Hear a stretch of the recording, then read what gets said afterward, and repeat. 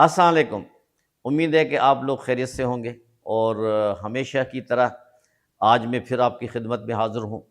नाज़रीन, क्रिकेट का खेल बड़ा ख़तरनाक खेल है। लोगों की उठान भी करता है, लोगों को इज़्ज़त, जैसे कहते हैं ना, इज़्ज़त ज़िल्लत अल्लाह के हाथ में है। तो अल्लाह पाक ने अपना जो जो सिस्टम है, पूरी कायनात जो उन्होंने रखी है, उसमें हर खेल भी हैं, उसमें लोगों की जीत भी होती है, लोगों की हार भी होती है।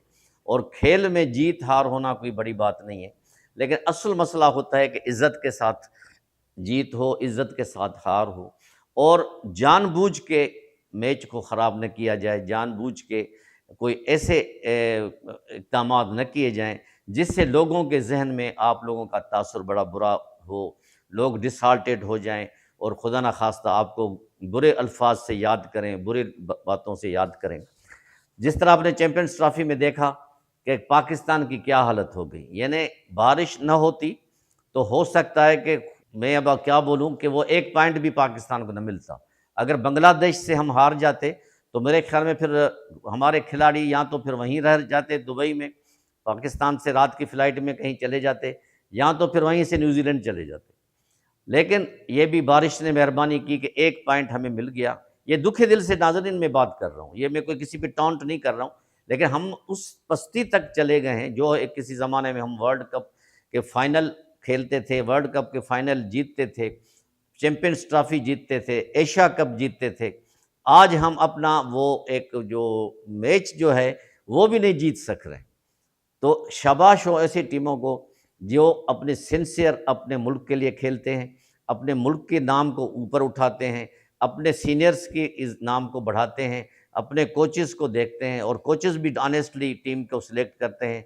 लेकिन बदकिस्मती ये है नाज़रीन, मैं एक दफ़ा पहले भी कह चुका हूँ कि हमारे यहाँ जब तक ये पर्ची सिस्टम चलेगा, जब तक जो है ना एक किसी की मोनोपोली होगी, इजारादारी होगी, मैं आपको यकीन से कह सकता हूँ कि हम आगे नहीं बढ़ सकेंगे। आज पहला सेमीफाइनल है चैंपियंस ट्रॉफी का, ऑस्ट्रेलिया और भारत का, और भारत ने जिस तरह इस चैंपियंस ट्रॉफी में गेम खेली है, अपने मैचेस खेले हैं, वो काबिल तहसीन है। भले ही हमारा दुश्मन मुल्क है, भले ही हमारा क्या कैसा भी है, लेकिन उसकी प्लानिंग, उनके खेलने का अंदाज़ तो आप देखें। यानी पाकिस्तान का मैच ही उठा के देख लें कि उन्होंने जो कोहली ने जो गेम खेली, आखिरी बॉल पे चौका लगा के विक्ट्री शॉट भी लगाया और अपनी सेंचुरी भी मुकम्मल की। What a performance! ये हमें मजबूरन कहना पड़ता है। स्पोर्ट्समैनशिप यही है कि कितना भी दुश्मन हो, अच्छा खेले तो उसको अप्रिशिएट किया जाए। लेकिन हम पाकिस्तान का नाम ऊपर करने के लिए खेलते हैं कि अब ये भी गाना बना चुके हैं, हम तो हैं पाकिस्तानी, हम तो जीतेंगे। यानी इतना घुमंड वाला गाना भी माज़रत के साथ में बोल देता हूँ।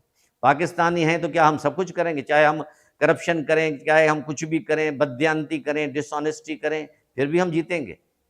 ये माज़रत के साथ मैं बोल रहा हूँ कि ये हमारी डिसऑनेस्टी है।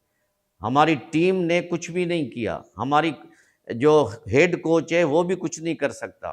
सिलेक्शन की टीम में भी, सिलेक्शन कमेटी में भी हमारे पर्ची चल रही है। खुदा के वास्ते अब ये चीज़ें बंद करें। अब पाकिस्तान को इज़्ज़त का मकाम दिलाएं। अब अपने रिश्तेदारी, अपने दोस्ती, अपनी यारी को ख़त्म करें। आज पहला सेमीफाइनल है, कल दूसरा सेमीफाइनल है, न्यूजीलैंड का और जनूबी अफ्रीका का।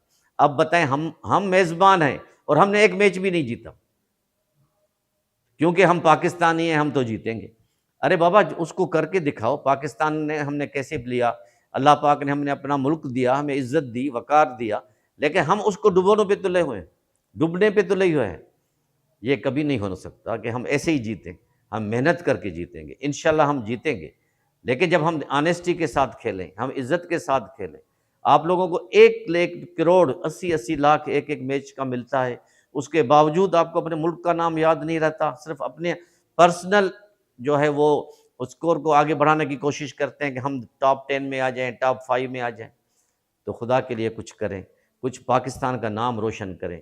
आज कब हमारे पाकिस्तानी अवाम किसी दो अलग टीमों को, गैर मुल्की टीमों को सेमीफाइनल देखेंगे, फिर कल दो टीमों को सेमीफाइनल देखेंगे, फिर 2 टीमों का फाइनल देखेंगे, तो उनके दिल पे क्या गुजरेगी? ये हर एक खिलाड़ी के लिए सोचने का मकाम।